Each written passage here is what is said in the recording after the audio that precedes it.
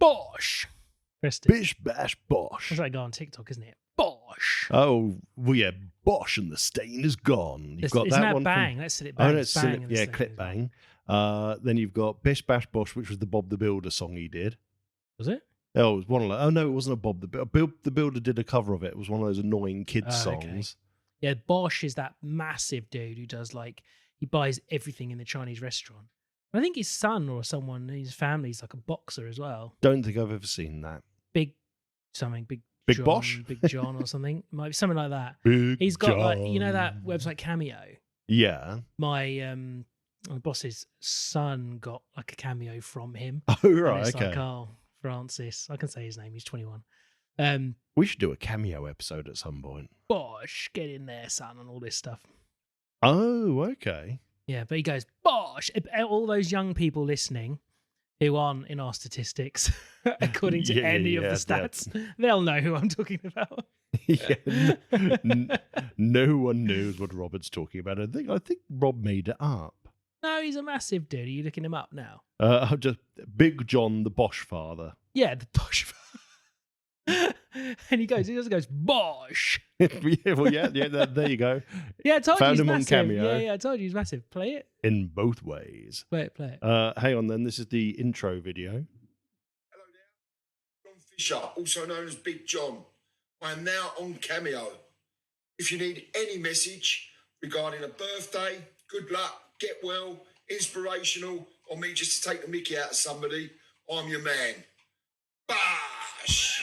Have a good day. Told you he said Bosh. And that is £32.27 that you will never see again. Oof, that's your Christmas present sorted.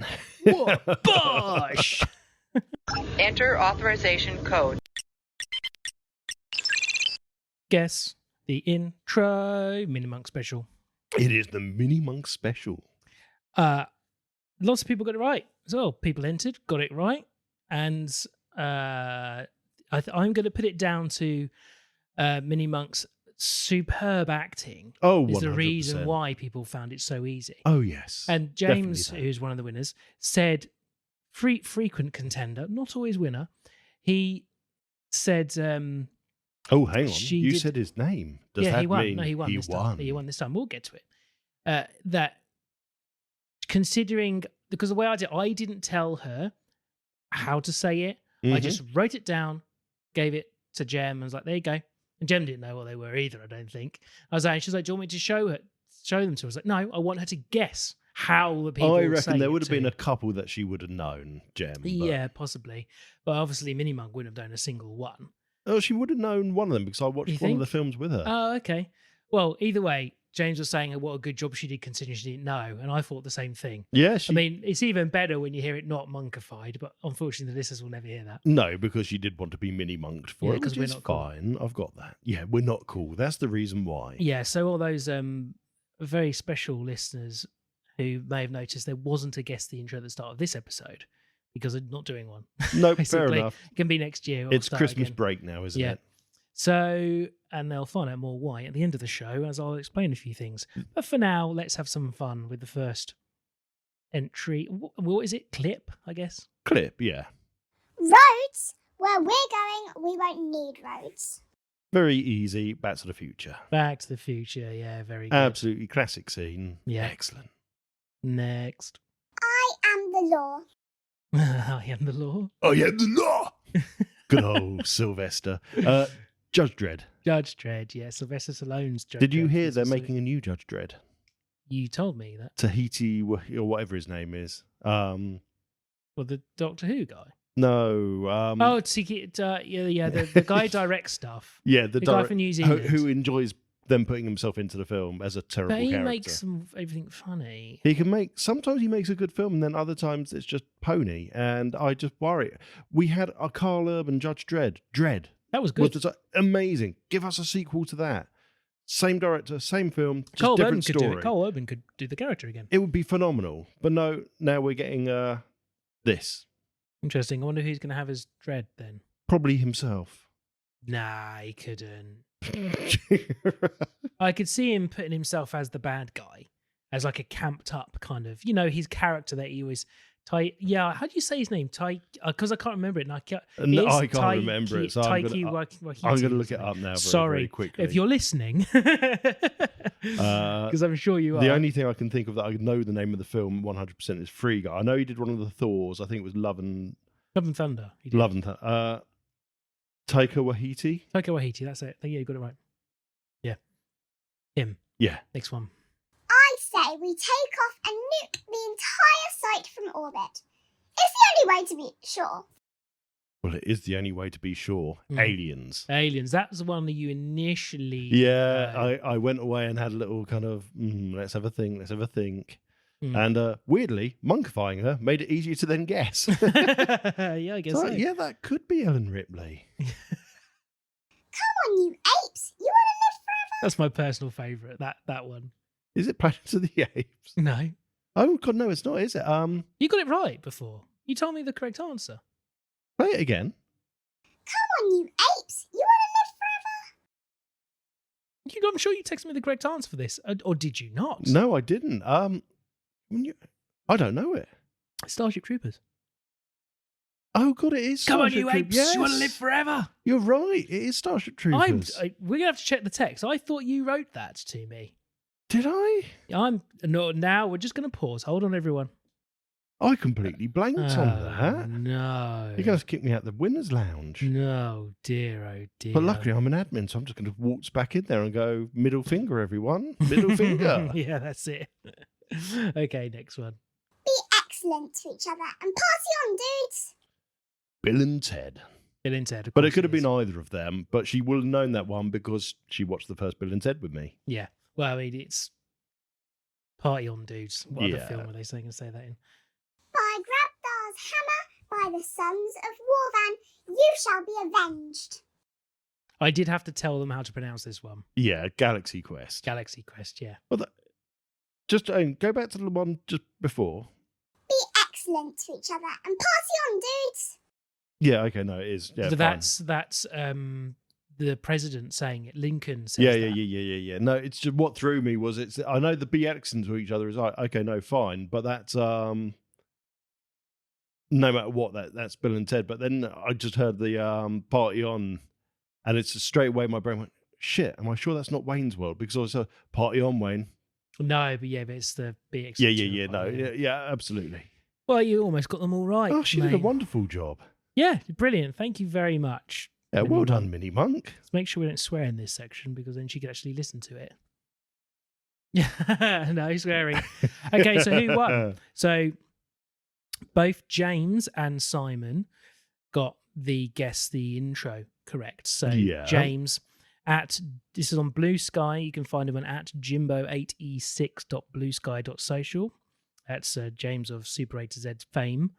And Simon, one of the Studio Channel 84 chaps from Who Takes the Socks Off. Simon, well done, mate. Might be his first entry into the Winner's Lounge since we opened the doors. You can find him on many places, but what I've chosen to say is on Twitter, X, and you can find him at Who Takes Socks Off. Who Takes Socks Off. And we also were running I'm going to keep it running till next year, basically, guess the logo competition that I did mention at the end of the last episode. And we have somebody already who has guessed all of those. I think James and Simon actually both guessed those as well. One of them certainly did. And we have Matt from A Pint of Cthulhu, and you can find him over on Twitter at A Pint of Cthulhu. CTHULHU. There we go. Sorry, that's going to be found me because I just cut it in front in the middle of you speaking. Yeah, I know. So A Pint of CTHULHU. I think that's enough advertising for him. There we go. Well, we've got to spell it correctly. He got it right. And that's true. Let's not be funny. We got it right. True. So that's going to keep going anyway. So you obviously messaged me privately. No guest intro this week. Having a break. Yep, Christmas break. It's like private school. We break up before everyone else. Yeah, and get longer too. Yeah. That's it. On to the next one.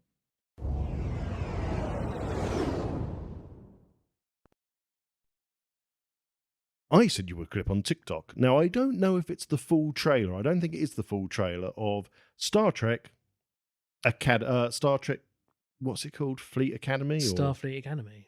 Is it Starfleet Academy? Okay, Star Trek Starfleet Academy. 9021 Academy. Yeah, the poster does make it look absolutely shocking, and I understand it's not made for us. We've said this about Star Wars, and we said it's for a new generation of people that are trying to get into Star Trek. Understand that fully.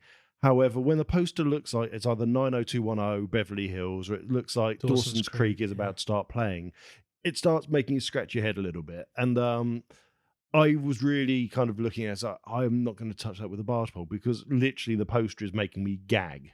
I just think it just awful. And on TikTok the other day, before you go too far, sorry, stay back to the poster. Sorry to interrupt you. If that poster had been Strange New Worlds, I would have had a totally different opinion of it, because for Strange New Worlds, I thought, oh, there's a funny episode coming up. Yes. That poster would have to be post Strange New Worlds existing. Exactly, that's what I'm saying. It cannot be an advert for a new series coming, because if I'd seen that for Strange New Worlds, I would have been incredibly trepidatious about even watching. I would have been like, nah. But you wouldn't think anything of it now. No, because I've seen what they've done. You'd think it's just a bit of fun. Yeah, so which is why publicly I didn't say anything other than I said something to you, but nothing publicly about it, because I was like, they could just be doing that, doing a bit. And that's where we then get to this clip.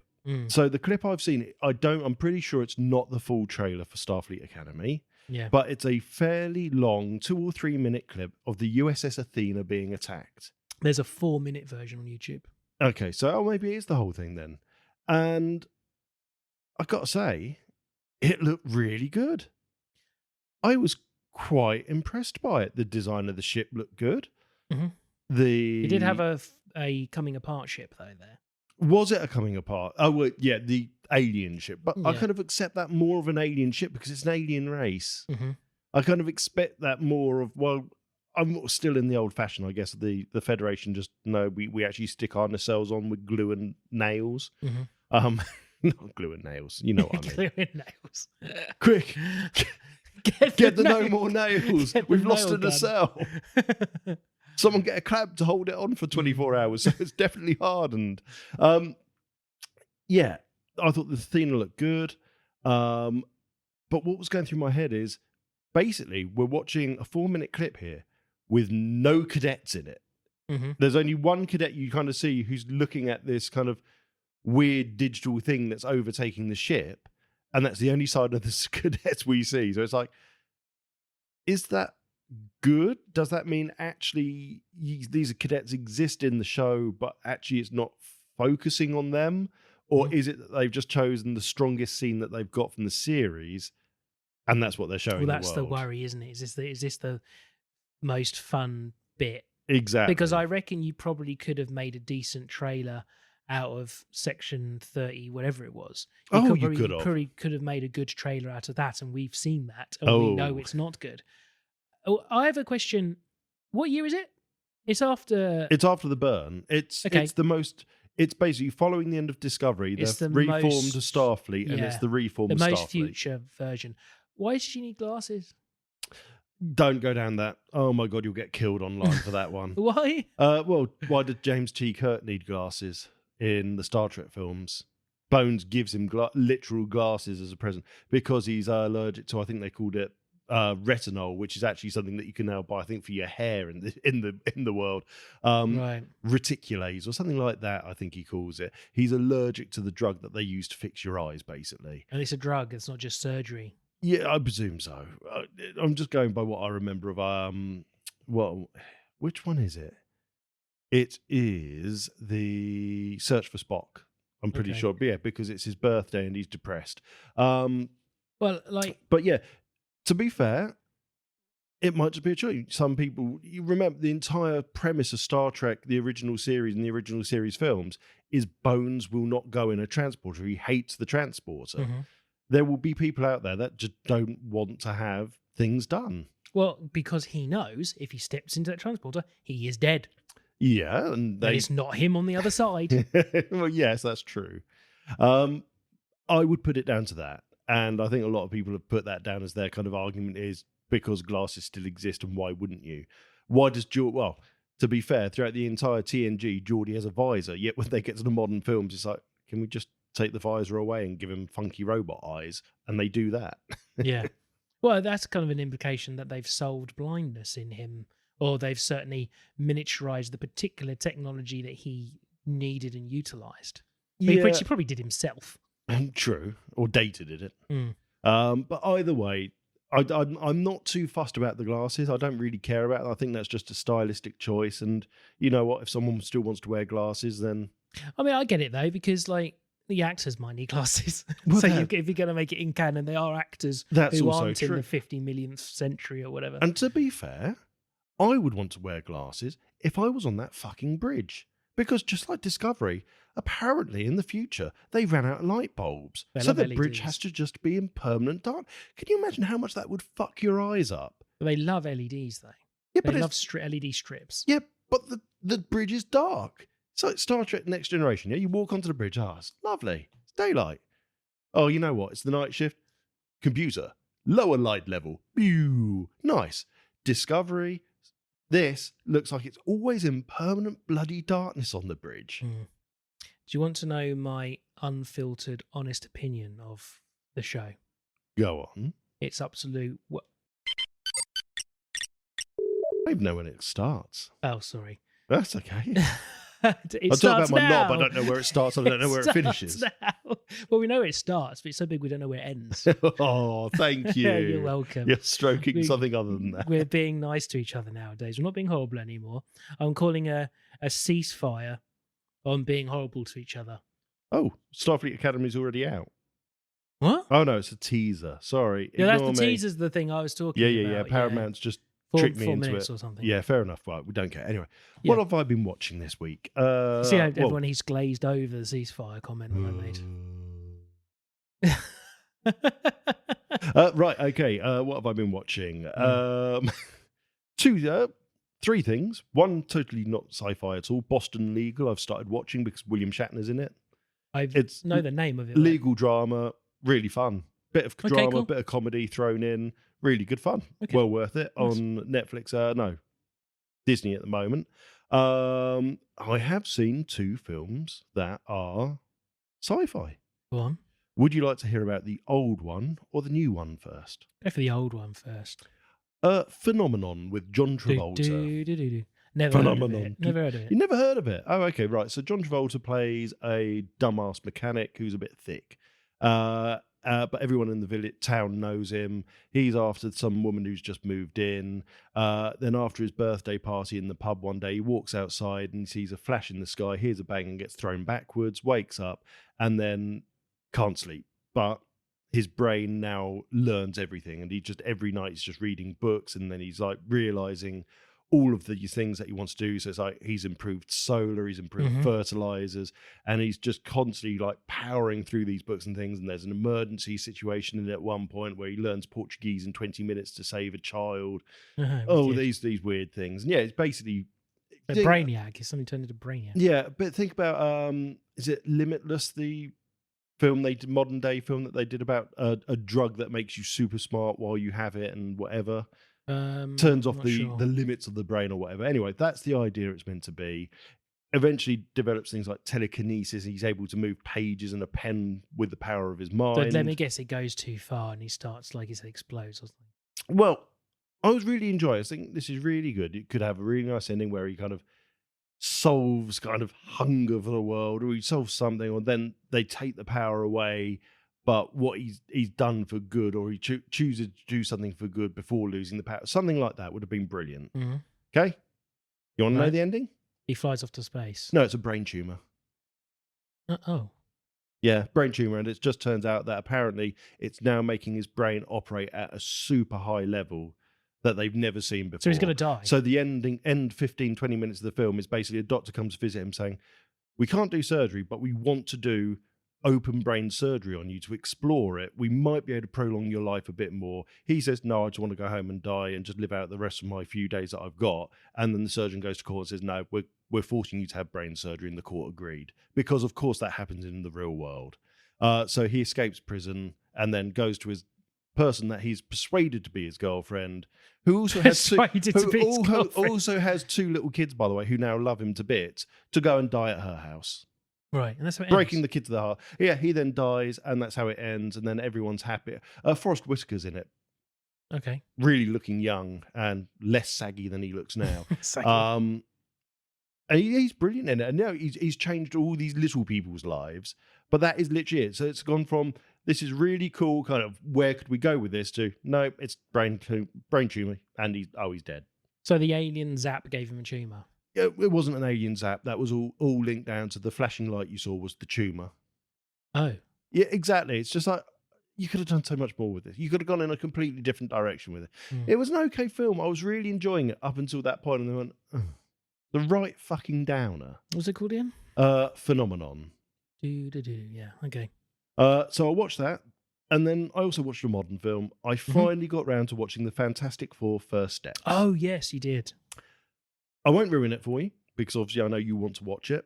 I really enjoyed it. And as much as, oh my God, if you read the reviews, people say, oh, the effects are brilliant. I'm looking at it going, what fucking film did they watch? I won't believe that for a moment. It's Disney. There are bits where you're seeing like the Thing walking along where you can clearly see he wasn't in that scene. Disney is one step above Alien Rubicon. Yeah, they are absolutely flipping dreadful. The Silver Surfer lady does not look good in it. When you see she her, looks good in the trailer. When you see her up close, it's really not. Because I've got to say, I love that trailer where she's saying about Galactus coming. You know, where she does her little speech. So the way they've done that in the trailer is so cool.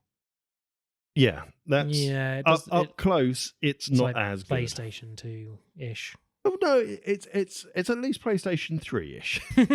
No, it's not terrible. It's absolutely acceptable. But when you consider we've seen films going all the way back to almost the early 2000s with Iron Man and how good that first Iron Man looked, we've gone backwards. That looks no different than the Silver Surfer film, which was quite a few years ago now. That looks just the same. No, when you see it on screen, you'll see it's markedly better than that. Well, the thing is, we've said this before, Disney are pumping out so much tosh, they're not giving any of the artists enough time to make it good. So they get given enough time per scene, you get it as good as you can, next one. We've got to get this film, we've got a turnaround of 1 year for this film. Well, this is it. And this is what's happened issue. there. There's some bits that look really good, and then some bits that you just look and go, that's really ropey. How did they just say that was the best? Yeah, no. Otherwise, though, really enjoyed it. Really, really cool how it's kind of this 50s, 60s-esque futuristic world. So it's modern day, but it's still stuck in the 50s and 60s, like the comic books looked. Yeah. It's really fun. And some of the bits they do in it, all the actors, really good choice for all of them. I can't really give it a negative, except for those very ropey minor points. It's really good and well worth watching. How many after credit scenes? 2. What do I need to know before I go into this? Nothing. Nothing at all. Okay, thank God for that. I don't want to have to watch like 6 films to understand something. No. There's nothing at all. The 2 after credit scenes don't ruin the film for you. One is just comedic. The first one you come to. Stupid, comedic, actually made me laugh quite a lot as a dad. So you'll appreciate it. And the final after scene is the back of Doctor Doom, basically. Okay. So it's going to tie into Avengers Doctor Doom. So this is the film to watch prior to Doctor Doom, because obviously there's going to be some sort of tie between their Earth and whatever Earth Avengers. Yeah, because they're in a different dimension, I'm assuming. Yeah, it's a different Earth to the Earth that we've already known about for the original Avengers. Because I think that's how they're bringing the X-Men into it. Yeah, I would imagine there'll be their own Earth as well, and there'll be some sort of multiversal because Spider-Man, collision. if you remember the end of the last Spider-Man, and the end. Well, I haven't seen the most recent Venom. I know they're different things, but the Venom one where he kind of warps to a different reality, which has got Spider-Man in it, and then he walks back again. Oh, yes, you're right. But that was the end of the second one, I want to say, and I don't remember seeing the third one. I enjoyed the latest Venom. It's nowhere near as good as the other 2. The first two were brilliant. The third one is you could have done a lot better with this. I don't remember if I've seen it or not. I don't think I have. It's where there's multiple different types of venom. Yeah, I'm going to have to watch it to find out. But I have enjoyed the ones I have seen. Yeah. But by all accounts, I've heard rumours of Alan Richardson taking the Venom mantle in the actual Marvel universe as an alternate reality version of him. See, I would have seen him as a Sandman. When you consider what Sandman looks like in not the Sam Raimi universe, but whichever one, who's in Spider-Man 2, wasn't he? Which was the Tobey Maguire. Yeah, but they've brought him back already. Oh, yes, you're right. So, but again, I really like that final Spider-Man where the Spider-Man films are the best ones. The Tobey Maguire comes along with the other two. Brilliant. Really, really clever. Really worth watching that one. Well, I mean, actually, okay, the ones I like, I haven't seen the most recent. I keep saying it, Guardians of the Galaxy. I still haven't seen it. Probably will never will. I really like the Spider-Mans. I really like the Deadpools. I think they're great. All the Logan was a fantastic Wolverine film, and also really liked Wolverine in the Deadpool one. But I think they could now change the Wolverine to being Cavill. They could bring in that alternate cavalry. They could bring that in. Yeah. And I think that would be really cool. Who is it I saw as a new Batman? Alan Richardson might have been linked to Batman as well at another point. I know. No, he was. Yeah. That's what he was linked to. Yeah, now, which would have liked that too. Difficulty with the Cavalry is you've just had Deadpool versus Wolverine, which has done amazingly at the cinema. Mm. So why wouldn't you say, let's keep Reynolds and Hugh Jackman still, bring them into Fantastic Four First Steps version of their Earth, with whatever this Doctor Doom Earth is going to be, and then the Modern Avenger, and then tie them all together, because you've already got your two actors that people are going to go and see for those two particular roles. So it doesn't even matter which X-Men route they go. If they just recast all the X-Men from scratch except for Wolverine, it really doesn't matter. It will be whoever's turned up. Well, it will be the X-Men versions from the various Deadpool. I think yes. I've seen rumours of Frasier coming back as Beast for. Oh, really? Is Hank? Yeah. So, and I wouldn't. The other guys are still around as well. Of course they are. So Picard and Picard. Patrick Stewart. Patrick Stewart. And but I would say Patrick Stewart's too old now. Yeah. I mean, looking at him in, what was Multiverse of Madness? He, even in that, he looked. Well, they'd use the younger versions, and they'd use the two younger James guys. McAvoy. Yeah, and the other guy. Which is fine, because Wolverine turned up in that. And in fact, you could tie it He tells them to fuck off, doesn't he? Yeah. So you could kind of tie it into that world anyway, somehow. But thinking about it, you'd have to look at the Deadpool 2 and how they tied it in, because you'd obviously got... what's the name of the cyborg bloke? We're so good at this, aren't we, guys? Just thinking to myself, we've gone on such a tangent and we're doing such an us thing of just going, do you remember that guy? Yeah, he was in this other thing, and he was in this there, and we go on and we don't know the name of the thing. Josh Brolin as Cable. So we've got Cable in there as well, which didn't turn up in Deadpool Wolverine, which he was gutted about too. Josh Brolin's been in an interview saying they just didn't ask me to come back. Which is really surprising, because he's a brilliant character. Because everyone loved him. I can understand why, though, because the Deadpool Wolverine story just didn't need him. If you think, it didn't need any of the characters from any of the other films from Deadpool for it, did it? Really? No, probably not. So, except for the party scene with his friends at the house at the beginning, that's it. The rest of it is just him. Anyway, gone on too long about it. We were talking about Fantastic Four, well worth watching. And that's it. That's all I've watched. Oh, okay. And we've been playing Peak. Oh, we've been playing Peak, yeah. We even played chess in Peak for some reason. And we played chess in Peak as well, which is really frustrating. Saying, we're really tired. We should go to bed. Let's spend 45 minutes playing chess. And it was very much like, I move, you go checkmate. I move, you'll checkmate again. I move, checkmate. And then you still won. Yeah, I did. Well, only just. I've I've asked for Christmas for a computerized chess set so I can learn to actually play chess. Because I was thinking, that's probably the first ever time I've played a real game of chess. It may be the first time I've ever won as being an adult, because if you play Miranda, she will win. Right, gotcha. What have you watched, Rob? What have I watched? Okay, let me get my notes. So we have finally caught up with Stranger Things just in time. So we did all of the previous seasons, and the new one was out for like a day. Yeah. So we were watching like the last episode before the new one. Now, all I've seen is critics slam it. Well, no, what? Yeah. I think it's wicked. It's a little bit frustrating because it's very easy to spoil. Both Miranda and I had similar spoilers. I don't even want to say because it will spoil, but it's like people saying, "Oh, look out for this in this episode," or "Remember, you'll need to remember something from another episode," or "Remember to do, remember this character," or "Do you remember this thing that happened?" Right. Little comments that you see on Facebook that are not meant to be. They're purposely trying to spoil it, but by going, "Oh, I didn't spoil it. I didn't say," but because you mentioned this thing or to do this or this, you've accidentally done it. Yeah. So that happened to Miranda because then she clocked straight away what it was. And it's like, oh, so it's such a shame when things get spoiled. Yeah, absolutely. Which is why we always say spoiler warning. Yeah, well, we do our best on here, but we do spoil some things.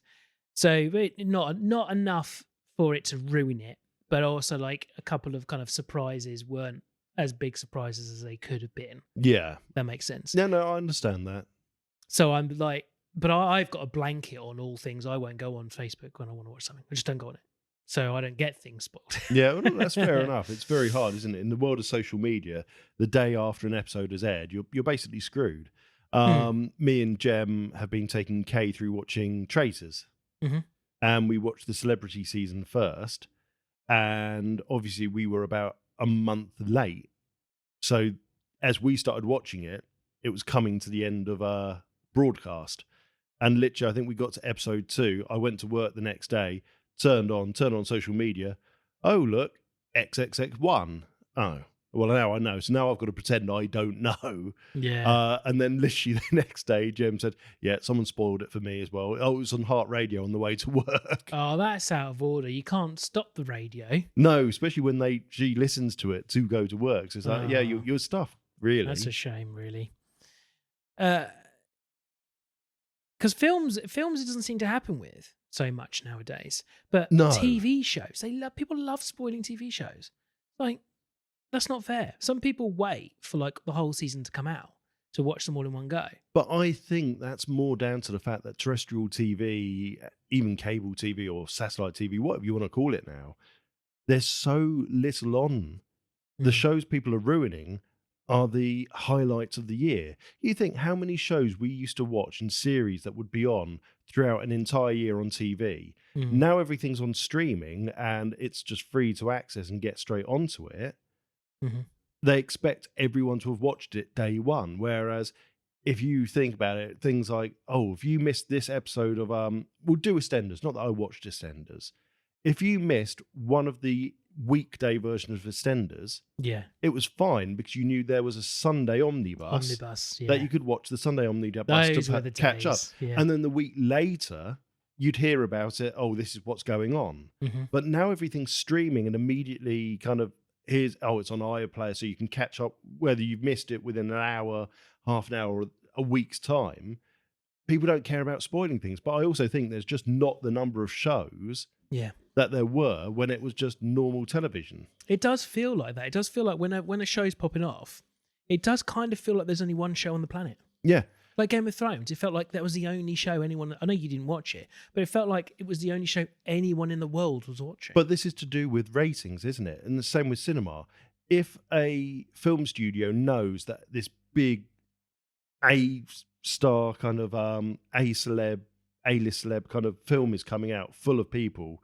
I was going to say The Expendables, but they were shit. Let's just say like there's going to be this Hollywood summer blockbusters coming out, and you've got a film that you know is good, but it's never going to be a summer blockbuster. You're going to say, I'll push that to a couple of months later, and we'll release it then instead, because you get the better chance. And in TV world, it was always about ratings and who's watching what channel. So BBC One, BBC Two, BBC Three, BBC Four, not BBC Four, but BBC One, BBC Two, ITV, Channel 4, Channel 5 eventually, all would go against each other. So you would get, oh, BBC One's got a drama on that they've just released. Oh, but oh God, what am I going to watch? That or what's on ITV? They've been done Yeah. at the same time. Streaming doesn't care about that because it's that immediate access. So people can go, well, I'm going to watch this because it's out on Netflix. I'm going to then binge watch it because it's also out on Paramount, this new show. It doesn't matter Yeah. that they've come out at the same time anymore because you could just swap between it. Mhm. Whereas TV relied on, if we get the better ratings, people are going to come to our channel. So we will release more at the same time. So we do conflict with other channels. Yeah. Still, we don't like spoilers.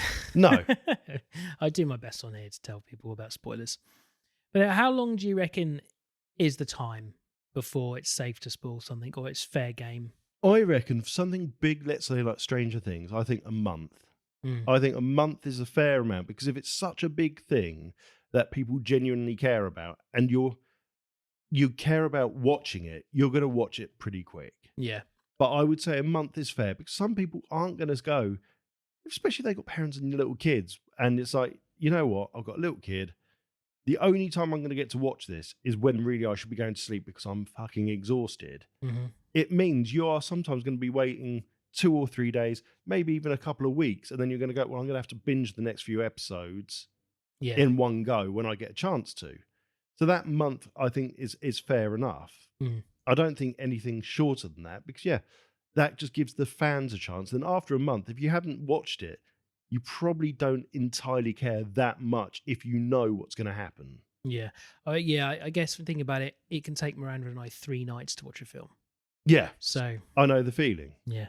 That's all we've watched, Stranger Things. But I have played 3 cool games. Just got to say, in Stranger Things, is the bad guy still the Venga bus? Oh, sorry. Yeah, and he's coming. He's coming. The Venga bus is coming with the Venga boy. Oh, wow. Yeah, the Vecna bus is coming. Yeah, he's still in it. He's had a bit of a glow up too. They've done an interesting... I've seen. Yeah. I've seen like the original outfit versus what he now looks like. Yeah, It's so like before it was full outfit fully with practical. bits of CG to make it move and stuff. This one, it's clearly his still... To me, it really looks like face makeup. And then he's Yeah. probably in a suit, like just a green suit or something. I wonder if that's what they've done. Because there's no way, the way they've styled him, it could be... This isn't spoilers. It's obvious that this guy is the still whole in it. point is the whole series, isn't it? You only have to open Netflix to have A parts picture of of it him. spoiled for you, which Mm. I complained about to Miranda when we were watching. It's like, that's a spoiler. We haven't even... Like, the image on the screen is in the 4th fucking episode. Why are they showing you this thing happening as the splash image? The same thing happened... Okay, so I can talk about this because it's way out. So I think it was season 3. One of the characters isn't there at the end of the season before, and you don't know where that character is. You think that character's dead. But the splash image for the next season is that character. What a massive spoiler that is, because you haven't even watched the show yet. And you don't know that till a couple of episodes into the show. Yeah, I It's think like, that's come on, guys. Like... It's incredibly unfair when they do that. I really, really dislike it when people... Or when you get a next episode bit at the end of an episode and it shows you a clip from the next episode. It's like, well, I don't want to see that. Yeah. I don't want to see that I and then skip be those. waiting a whole week to find out. I think Wednesday did that. It's like, all the episodes are out. Why are you showing me what's happening in the next episode? I'm about to watch the next episode. Oh, another thing in Stranger Things, someone else can tell me this. I think it was between episode 3 and 4. The last cliffhanger part of episode 3, Yeah. they replay the exact 5 minutes at the start of episode 4. The exact same scene gets played again. And then it does the splash screen saying the show. Why on earth would you do that? Because it's not like I had to wait a week. It's not like had it been on terrestrial TV, I would have longed for someone to do the last little bit cliffhanger of the episode before to put it on. Yeah. Why on earth would you do that? If I didn't remember, I'll just go to the previous episode and watch the end bit again. But I just watched that 5 minutes. So we're skipping ahead going, oh, maybe it's just another perspective. Maybe like it's going to cut to another perspective of what was happening of the other people at the time that this was happening. And they're just giving you a little reminder. Nope. Just verbatim, they just copied and paste. Yes. which was very odd. Unless something went wrong with our Netflix, I don't think so. I think then there's something where maybe someone can tell me who's watched it. Anyway, so the 3 games.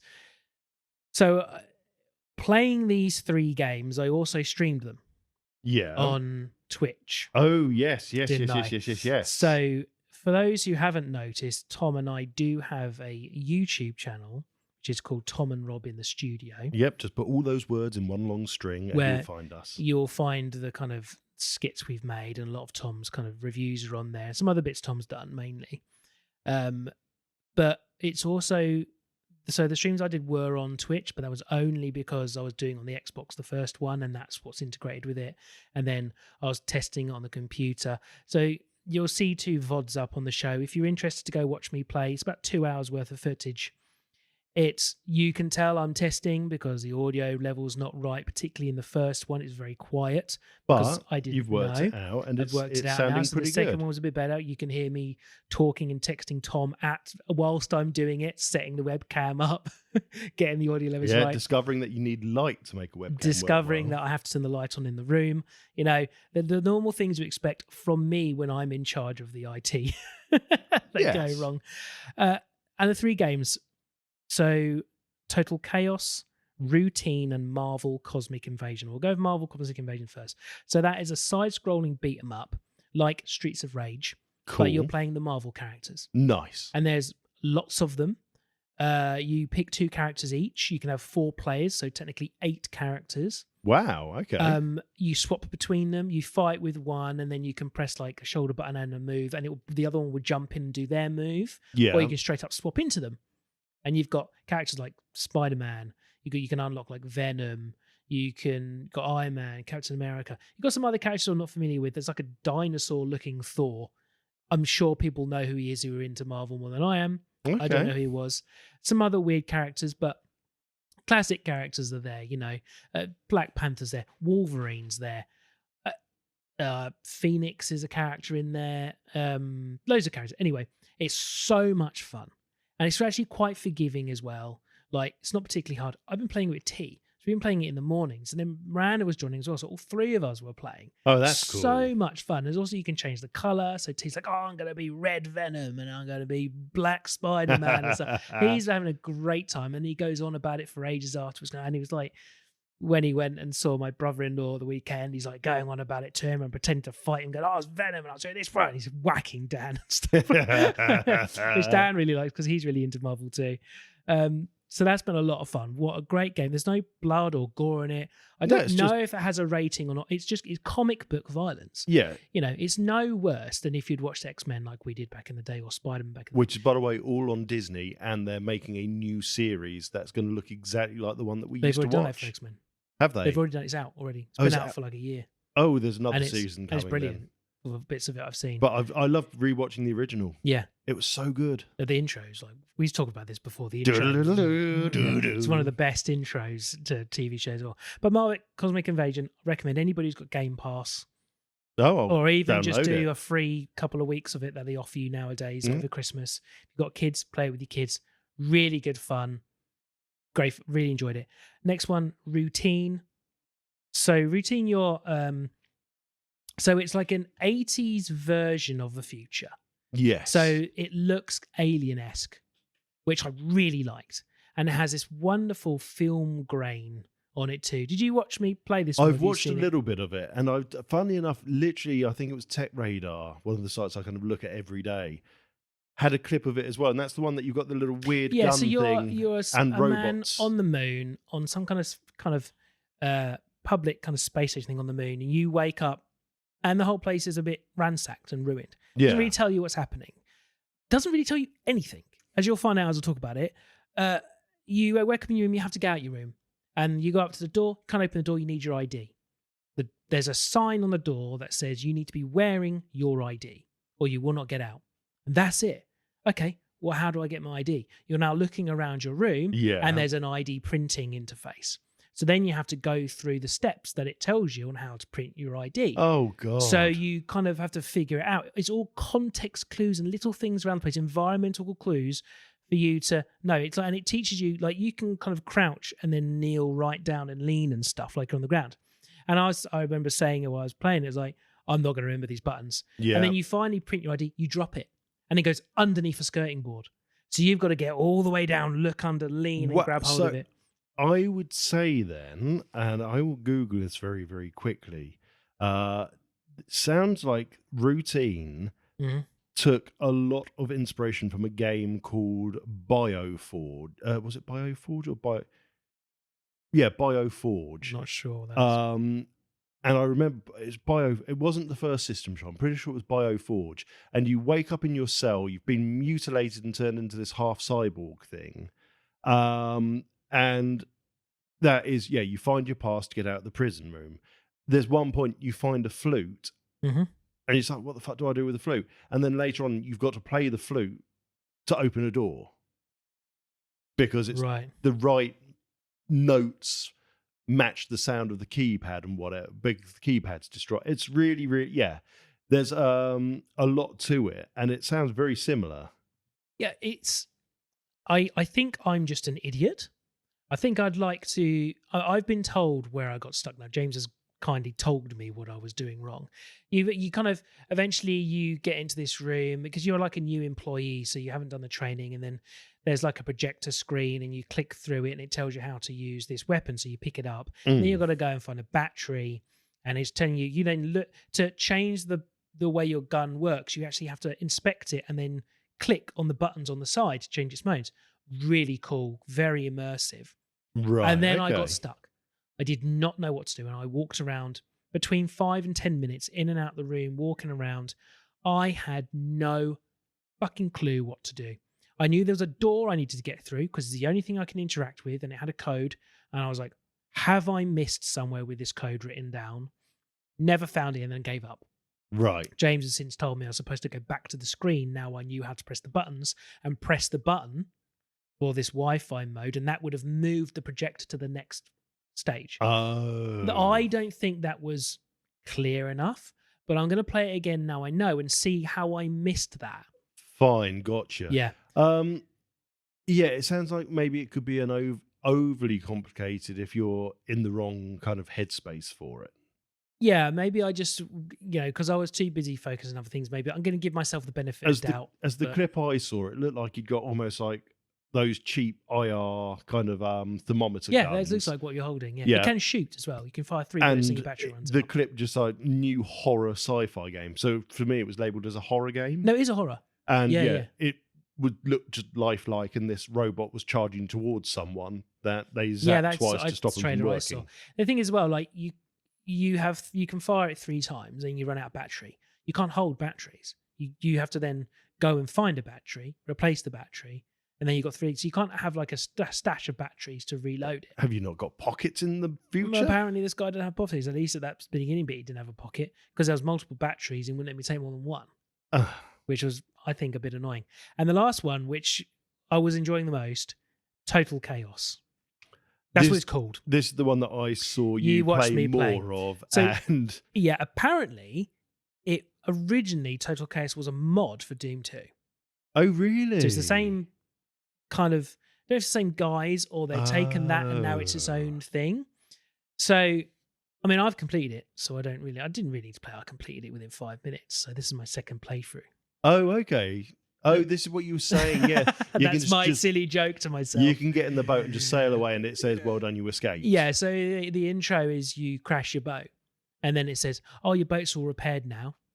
Yeah. But during the intro, there's a voice telling you to come find him. So, again, this probably hasn't taken inspiration from it, but have you ever heard of something called myhouse.wad? No. So, I won't bore you too much. The technical limitations of Doom were you could not have a level upon a level. So you couldn't go under something in Doom. So Doom is a very clever game because you feel like you do go through tunnels and things.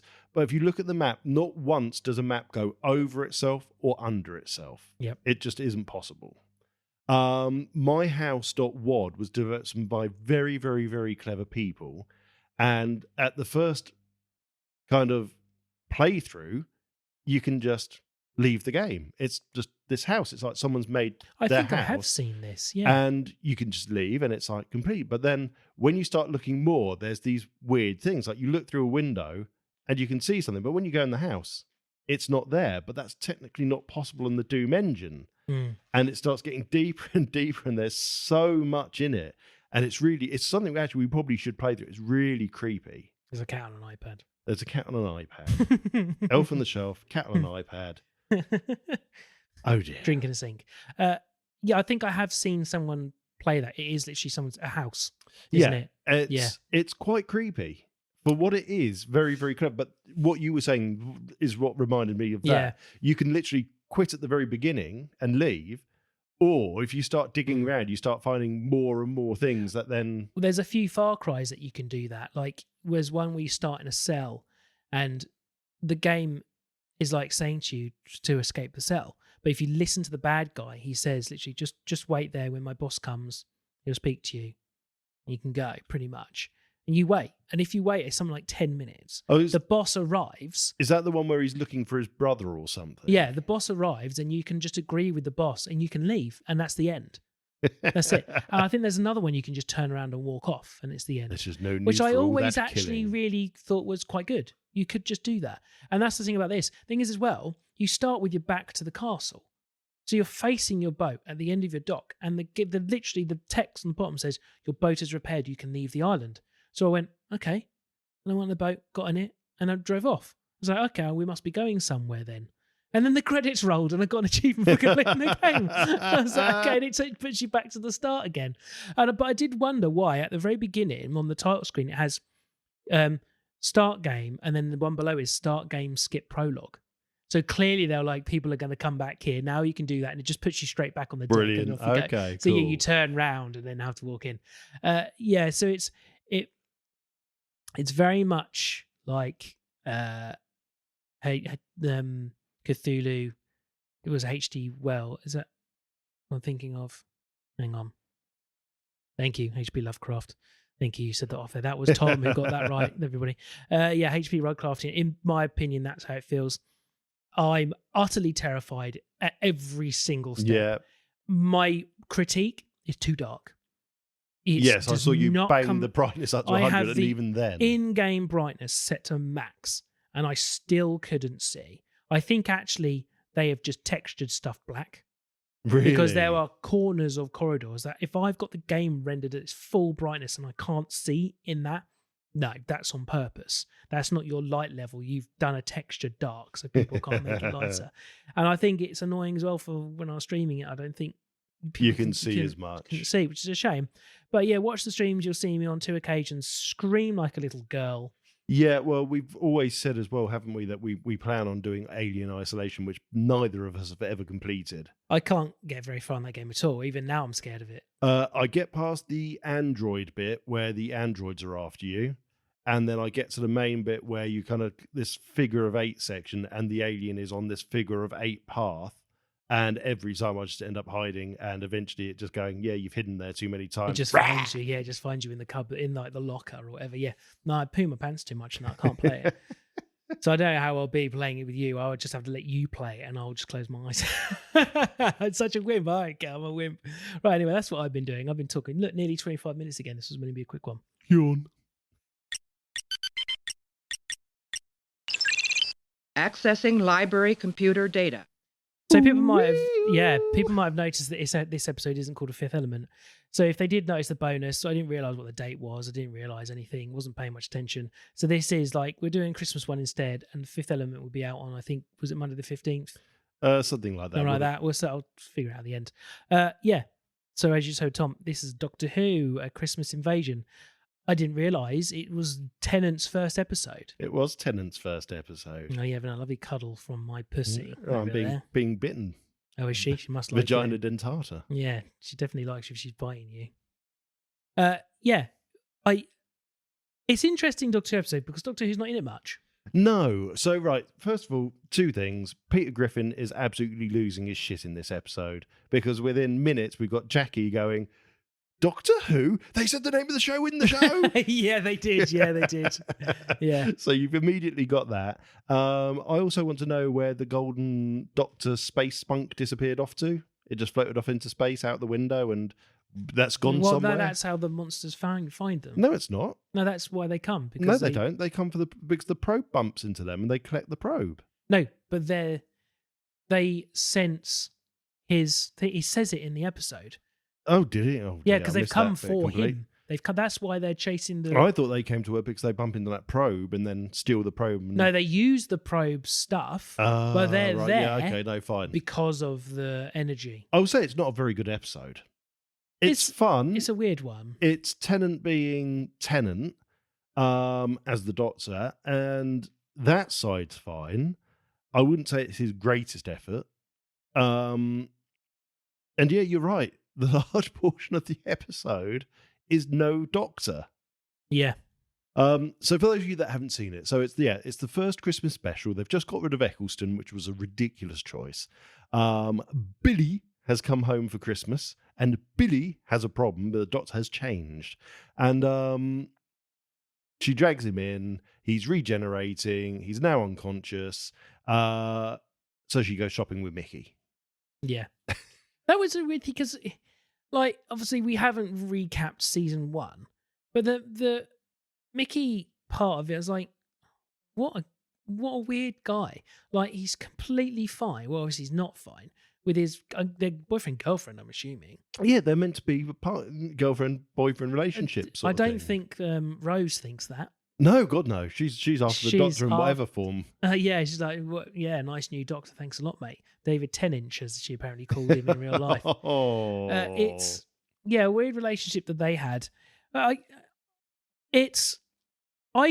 saying it's not a very good episode, but I did still enjoy it. Oh no, I enjoyed it, but it's not good in comparison to some of the episodes that we then get immediately after. Yeah, the CGI particularly was ropey. Oh my God, literally watching, I thought, have I just got a bad internet connection here? Because my entire screen, it starts off with black, just full of stars. And you'll know what I'm talking about. Literally, my screen was just full of hundreds of little squares because it can't do black properly because of the resolution and the bit rate of the stream that the BBC are giving us. I know, why haven't they HD'd it? It looked awful. It looked terrible. It looked standard definition on HD, which is problematic. It looked bad. I don't remember it looking that bad. 2005, remember? But still, it looked rubbish. No, I agree. I'm not I'm watching it on the computer, so it wasn't like I was watching it on my massive TV. Oh, see, I was. On a smaller screen. I was watching it on the big telly. Yeah. But yeah, they go shopping. They get called back to the home. Spaceship arrives. Takes control of everyone that's got I'm in trouble. I'm pretty sure I'm A positive. Yeah, you're screwed. Christmas tree attacks and Beyblade Christmas tree, I was calling it. Yeah. Nice. I like that. Eventually they all go up. She tries to use some of the stolen words. Then the Doctor wakes up. Yeah. And then he just has a little bit of a sword fight. And does then his Tennant stuff. Gets his hand cut off. And yeah, then end of episode. There's not really much to talk about it for it. He's there. It's an interesting one thing. Like the hand getting cut off. I forgot it was in that episode. And I think that it was just a bit that they did, but the hand comes back on 2 more occasions. It turns up a couple of times. So this is season 2. Yeah. I think we're calling it. It comes back in season 3. Jack Harkness gives it him back. Yes. Somehow Captain Jack's got it. And then I've actually found it on here. It comes back in the finale of season 4. Because they use the regeneration of it on Donna Noble. Yes. Yeah. Well, right. Really good point that you actually brought up there. We get mention of Torchwood. Torchwood, very underrated series. I absolutely love Torchwood. Same. I've kept the DVD box set for it because it's But this is the London faction of Torchwood, not the Wales faction the Welsh of Torchwood. one, not the Valleys. But either way, the idea of Torchwood was brilliant. The show was really good. So we get mention of that. Well, it gets introduced in that season. Yeah. Yeah. Oh, is it? It gets created by Queen Victoria. So you see at the end of the credits, you see the episode, you see her in I think there's werewolves in that episode. Yes. Yeah, that's the one that she creates, Torchwood. But I will put it to you then, even the Christopher Eccleston Christmas special Mhm. was better than this one, which was the Remind one, me. all the plastic people and the mannequins coming to life. Oh yeah, because mannequins are scary like that. Yeah. It's really, really good. It's and it's all based at Christmas, and it's the big jelly monster next to the Thames or whatever it is, isn't Mhm, it? mhm, I And that's remember when I think it's the first episode, isn't it? It's the first episode of the Eccleston series because he bumps into Billy at the is she getting a job interview or something at the department store? Yeah, I think you're right. Yeah. And but it felt more Christmassy. It was a better bad guy in it, and the bad guy, and it's the I want to say Celeriac, but it's Celeriac. It's the Celeriac. Isn't Something it? like that. Yeah, something like that. It's just not that good. Mm. The design, quite fun. Yeah, I did write their name down. And the fun of the outfit, the fun of the design of the Sycorax. Sycorax, sorry, that was it. The design was pretty good, but they were just they just turn up, and they literally, the focus of them is the last 10 minutes of the episode where David Tennant wakes up. Mm. We don't really get anything else from them. We get the TV broadcast, which is a couple of seconds, and it's so A, not in HD, and B, that they've put on so much static on the TV you can't see what they are anyway. So it's kind of, what's the point of doing this? And apparently, they rock. What the hell was that about? That joke. I didn't get that joke. Yeah, why would why would you?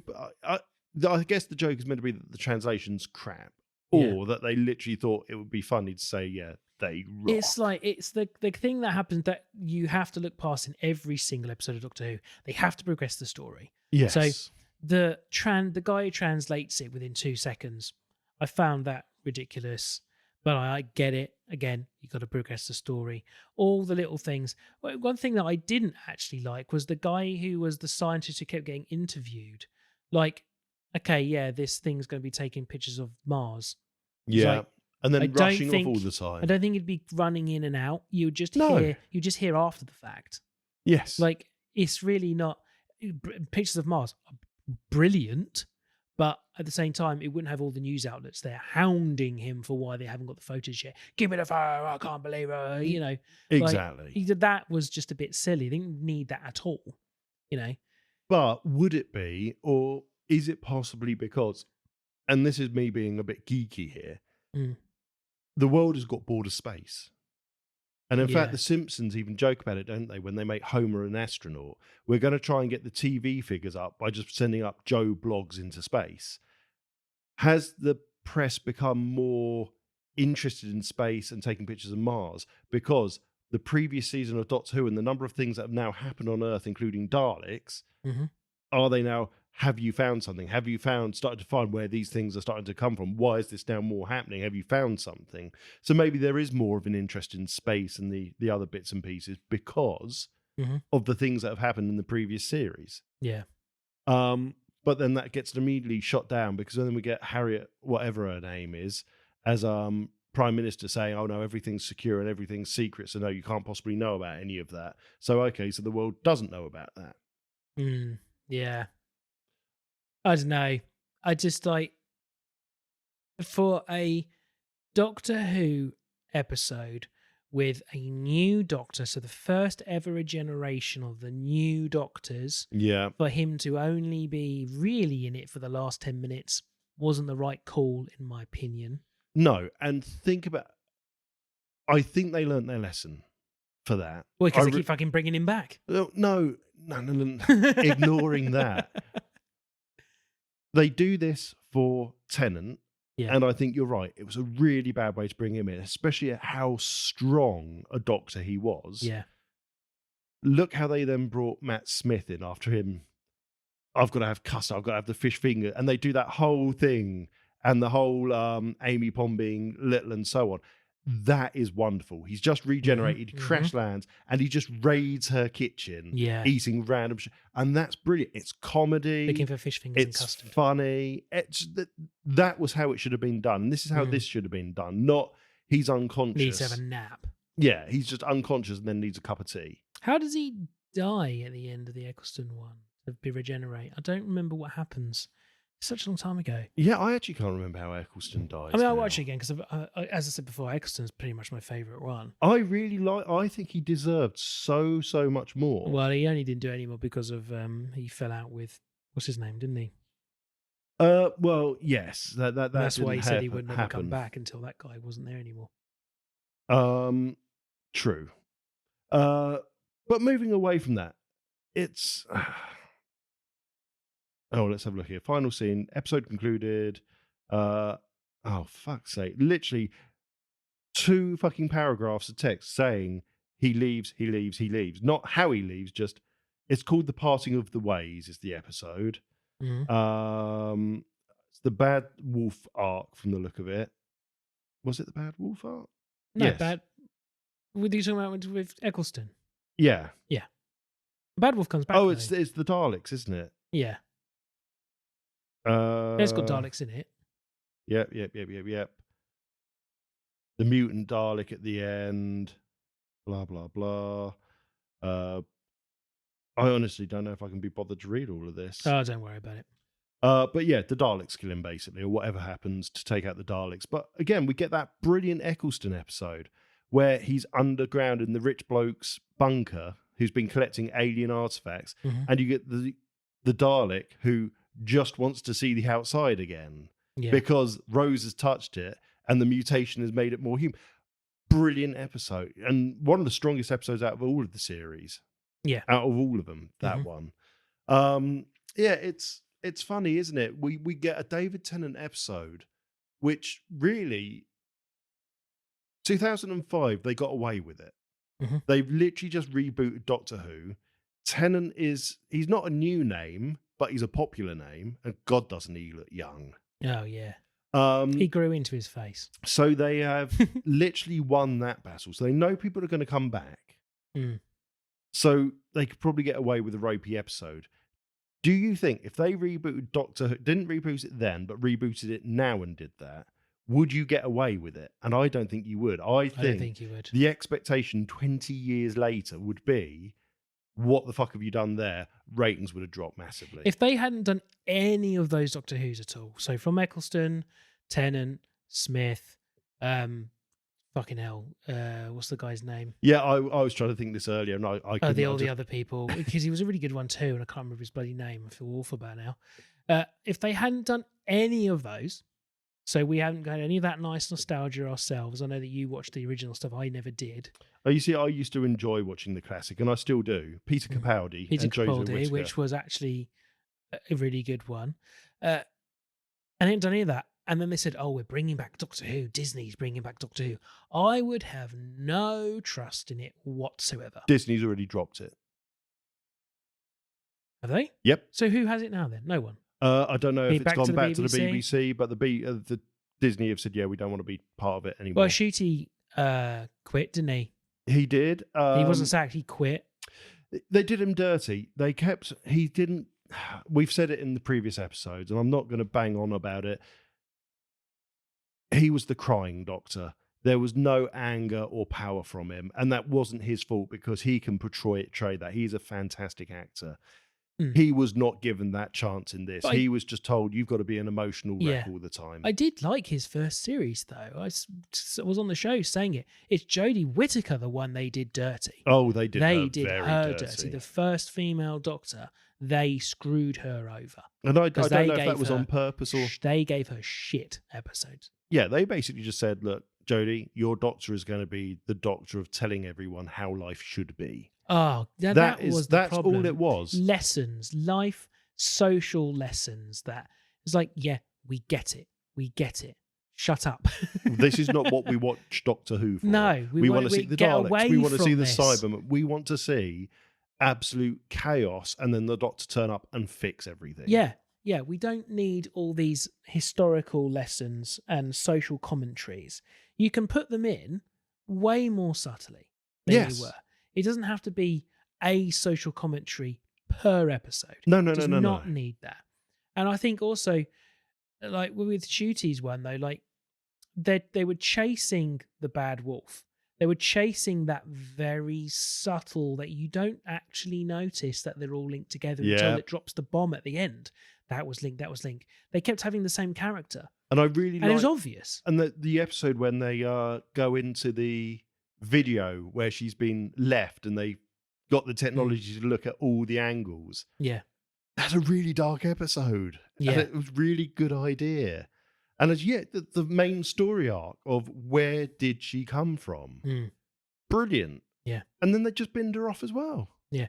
What they need to do, okay, here's something for whoever picks up Netflix. I mean, I don't trust them either.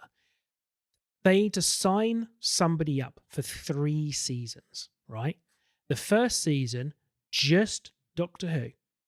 No fucking around. No big links to other stuff. Just Doctor Who. Cybermen, we're talking. Yeah. Daleks, we're talking. Bring back some of the ones from even the Don't Blink. The Weeping Angels. And then season 2. Again, just Doctor Who, but maybe some other things happening. Season 3, the end of that Doctor's arc, have all these things, but that's when you find out there was stuff in the first 2 seasons of that Doctor that do link to this, but you had no clue. There was no subtlety, nothing. It just was not told until season 3, where you get shown, or doesn't even do flashbacks. It just goes this, kind of like the Bad Wolf, where it just had that scene where it shows you the it flashes graffiti between everything, and different things and all these little bits. And it's all been there, and you can rewind and go and see it. Yeah. It's almost like Futurama. They didn't go back and edit it. You can see in that very first episode, you see the shadow of Nibbler push his chair. It's there. Yeah. But it's subtle, and no one comments on it. It just happens. And that's how you do the dropping the mic moments. And I think that they're just making it too obvious because they treat the viewer like we're idiots, firstly. And, well, I think that's secondly, thirdly, fourthly, fifthly, they think we're fucking idiots. Correct. They think they're better than us. Right, so let me read this then. Disney has officially dropped its partnership with the BBC to distribute the long-running sci-fi adventure series Doctor Who. This decision marks the end of a 2-season collaboration starring Ncuti Gatwa as the titular Time Lord, along with 5 specials between 2023 and 2025. The partnership also included an upcoming 5-episode spin-off series, The War Between the Land and the Sea, which apparently has been trashed. I haven't watched it, so I'm going to watch it myself before I give saw a trailer or something on YouTube. I never actually watched it. Yeah, I'm going to give a proper try, but apparently Interesting. It's not been received particularly well so far. Is the Doctor in it? No, it's a complete kind of spin-off. Okay. Despite the departure, the BBC has confirmed that Doctor Who will return on December 25th, 26 with a new Christmas special written by Russell T Davies. The BBC remains fully committed to Doctor Who, ensuring that the show will continue despite Disney's exit from the franchise. So they just partnered, they didn't buy it. Yeah, no, they just partnered. But basically, that would have been a huge cash injection, which explains a lot because you've got some great tie-ins. You look at the various bad guys that you had from that first season leading up to the Toy Maker. Yeah. You wouldn't have got those names just the BBC. They needed that tie-in with the Doctor to get them. So I'll be intrigued to see if BBC put money behind it, or it goes back to being a bit. I think once upon a time you would have got larger British actors coming in to do it because of they would have all had their own nostalgias for Doctor Who, and it's a it's a big thing here, Doctor Who. Now I don't think it's there now. No, it's not. You could get me to do it. I'd happily be Doctor Who. I think we should write the episodes. Yeah, if mate. Russell T Davies wants to ask me, I mean, I would say I need to be involved on some of the scripts. Thank you. Tom and I need to just read some of your scripts first. I know we haven't done a shit show for a while, but maybe we should have a go at doing a spin-off Doctor Who version of the USS Shitshow. Oh look, it's coming back next year. I gave myself a long break. I got burnout. Oh, from I that know Christmas you did. episode. I know. But I'm just saying, you can be the Doctor. Yeah. I'll be the sidekick. Okay. I mean, I'll be Rose. You be Tennant. That's not how I've historically written it. It's the other way around. Yeah, well, okay, we'll write it the other way around. I don't mind. We could do it. That's it, really, isn't it? Yeah, this has not been a particularly Christmas special, but it's I think it's like the actual Doctor Who episode. The only thing that linked it really to Christmas was the fact that they were dressed as Santa, Yeah. and then there's a Christmas meal at the end. Well, this is it. It's something that happens at Christmas, not a Christmas special. Where would this sit on the Advent? In the middle. Somewhere in the middle. Right in the middle. Better than Asda, not as good as Aldi. Oh, nowhere near as good as Aldi. Now, if Kevin the Carrot turned up in a Doctor Who episode... Oh, now we're Hello, talking. Doctor! I need help. My wife's The been nicked. sidekick. He could be the next sidekick. Oh, Kevin the Carrot. Oh, my God. Go get Russell on the phone. No, Quick. we need to speak to Audi. We need to say, Audi, next Christmas advert, Kevin's the Doctor. Or get Doctor Who and Kevin's the sidekick. Let's workshop this. Yes.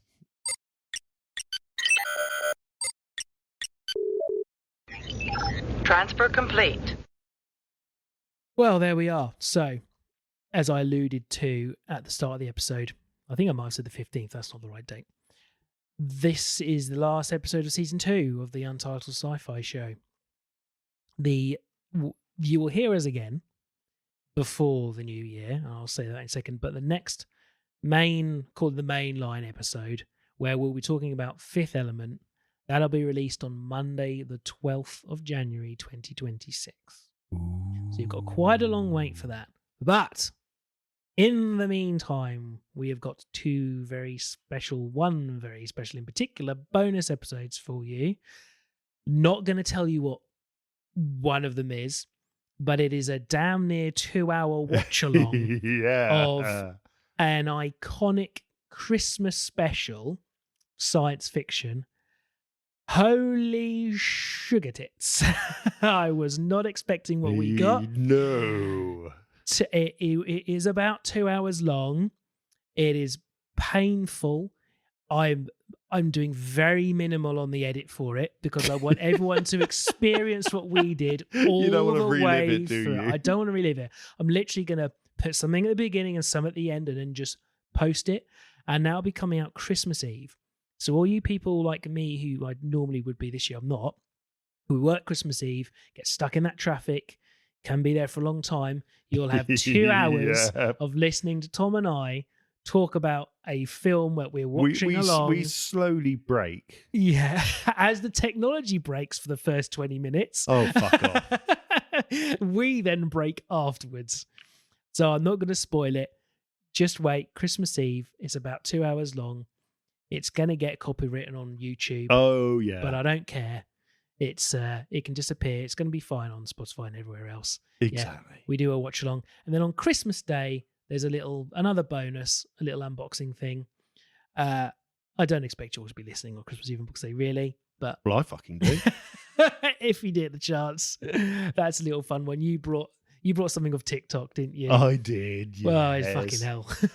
TikTok or shit talk. Yeah, so that's a fun one as well. So you'll enjoy those, hopefully. And then we'll be back with the Untitled Sci-Fi show in the new year.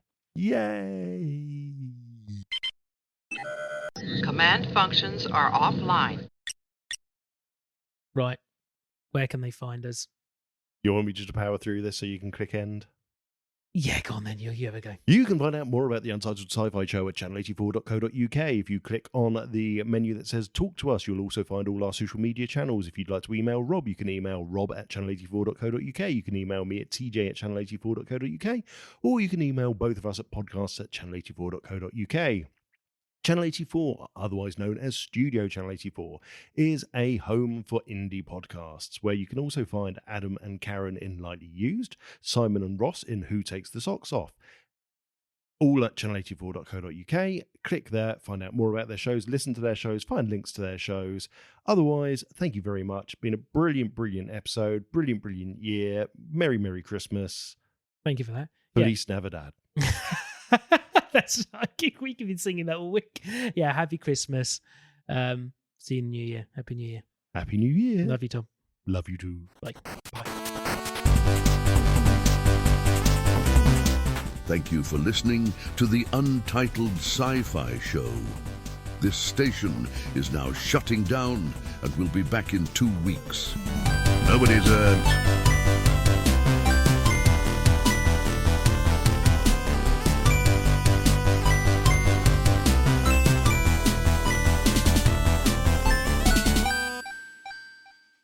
May the Force live long and prosper inside of you.